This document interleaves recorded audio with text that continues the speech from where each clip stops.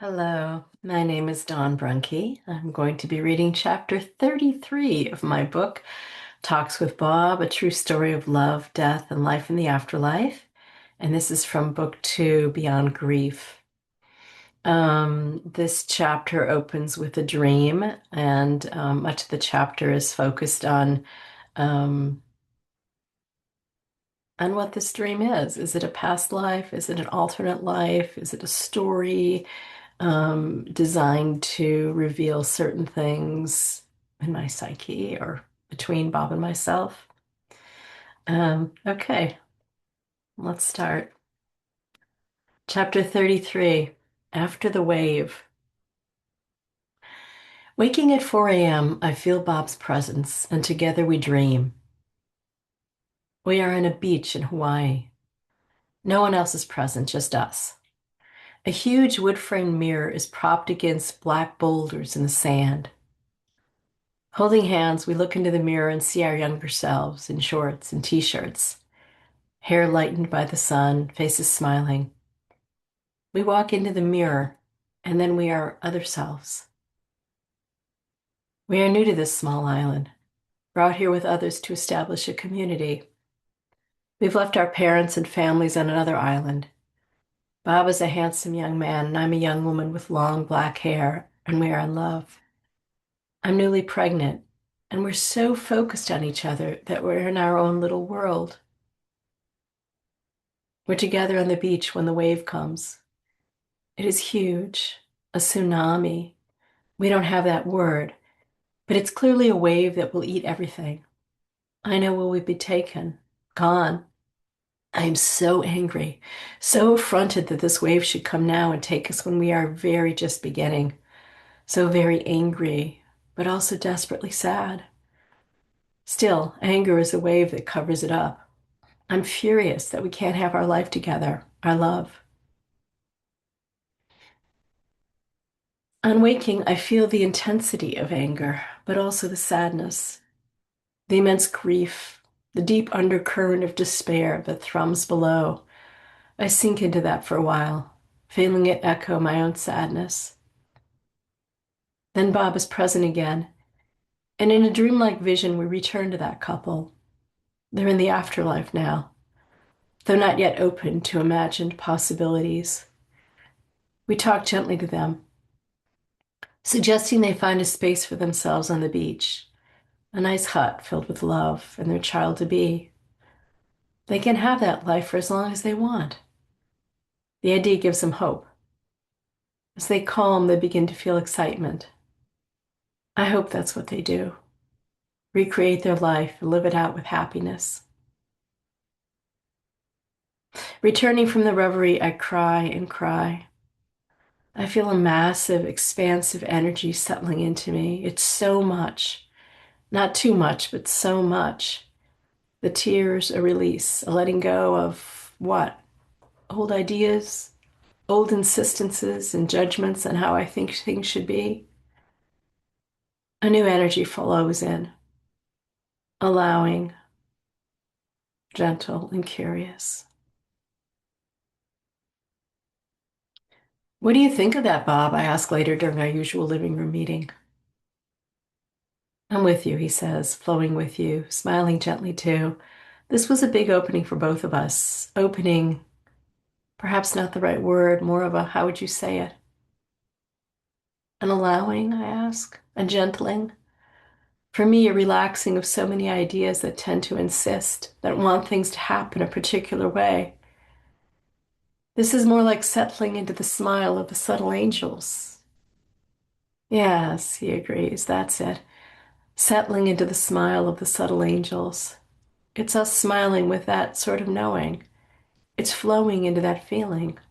And it is subtle. Yes, I say, the perfect disguise for something so powerful. The universe has a keen sense of humor. So do you, he says. I love being with you as we do this, as we meet these selves. Do you remember the man with the fireflies? I thought of him and he came. He told me more stories. We laughed and talked in the tent, the outer world dark with night and us in the glow of the fireflies. each one shining a story about his many lives and breakthroughs, just like the one we found in the mirror. He's had those adventures too. I think he's advanced, a well-traveled soul. When I first met him in the afterlife, he looked like no one special, just a grizzled old man with a backpack, a tent, and a smile. Maybe it's the smile that gives it away. Right, I say. Sometimes we can see deep into a person just by their smile, as if it cracks something open, and for a moment you see who they really are. You've done a lot of crying for so early in your morning, yet you seem well, he says. I see your smile. It was a good crying. I feel clear, my heart open and calm. I'm happy you're here, not physically, which I would still love, but I feel your presence, and that's wonderful. It's strange that I could be like this, so full of light and love and happiness, feeling you here in my heart, and then so quickly shift to a self that is sad and lonely and not aligned. And whoa, I just remembered something from this morning. I can't believe I forgot. It was right after the dream. I found another self who lived in my lower belly. She was so distraught. It was the pregnant woman from the wave. Her presence was still inside of me. She was a little crazy, but so intuitive. She was gifted. She knew how to access her higher self and the larger energies of life. I brought her to the kitchen table of selves. She sat next to an older white woman who was doughy and not very awake. This young woman pasted a string of bright purple beads onto the older woman's forehead. The older woman looked at her with wide eyes. The exchange helped in some way. Excuse me, it helped both of them. I don't know how or why, but it felt significant. If you had told me something like that when I was alive, I wouldn't have known what to say, he tells me. It sometimes scared me how strange you could be. I'm laughing now, but I was in awe and in fear of some of the things you told me. Maybe I can find the male counterpart from our dream, see how things are for him. You're wondering if this is a past life. I did wonder, I say, but then I forgot, which maybe means this is a forgotten past life, only now recalled. I feel we're doing another spiral, he says, of past lives or alternate lives, drawing more to the table, to our awareness. I can see that man now. He's here, older, standing in a river, fishing for food for his wife and daughter. They are still living in the afterlife. They seem happy. I'm glad, I say. How long do you think they'll live there? How long do spirit beings stay in the afterlife? Some go quickly into new lives, he says. Some want new challenges. Some want to play out scenarios with the same people again and again. And some stay. Some study their lives to learn more from this perspective. Some become teachers or guides. These Hawaiian selves, though they don't think of themselves as Hawaiian, I sense their lives were long ago in Earth time, before the idea of Hawaii. But they're also recent.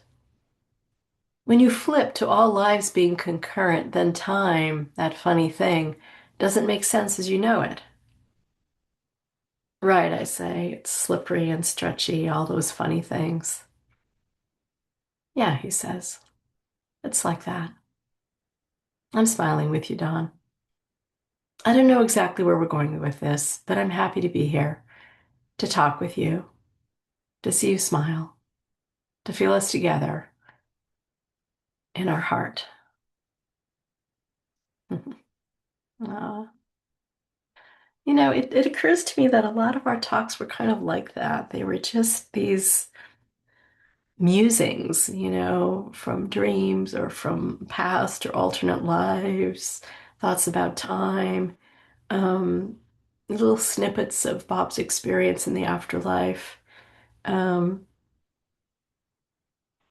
and sometimes on the surface, I thought, well, that seems like nothing, but they all held a gem of revelation, some kind of insight, some kind of support. Yeah. So I hope you found that helpful. And all the links are in the description below, my books, my website, the channel, if you want to listen to all of these. Okay, more will be coming. Thank you for listening.